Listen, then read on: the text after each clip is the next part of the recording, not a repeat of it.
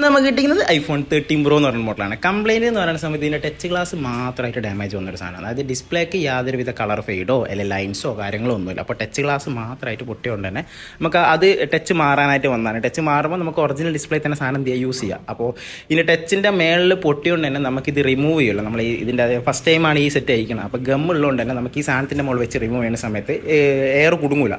അതുകൊണ്ട് നമ്മൾ full സെലോട്ടൊക്കെ പൊട്ടിച്ചിട്ടാണ് remove ചെയ്യുക. ചിലത് പെട്ടെന്ന് കിട്ടും, ചിലത് കിട്ടുമല്ലോ, കുറച്ച് ടാസ്ക്കാണ്. അപ്പോൾ ഇത് പെട്ടെന്ന് കിട്ടിയിട്ടുണ്ട്. അതിനുശേഷം നമ്മൾ ഗ്ലാസ് റിമൂവ് ചെയ്യുന്ന സമയത്ത് വിത്ത് ഫ്രെയിമിൽ ഗ്ലാസ് റിമൂവ് ചെയ്യുകയാണെന്നുണ്ടെങ്കിൽ ഡിസ്പ്ലേ പൊട്ടാനോ അല്ലെങ്കിൽ ഡിസ്പ്ലേ ലൈൻ ആവാനുള്ള ചാൻസ് വളരെ കുറവാണ്.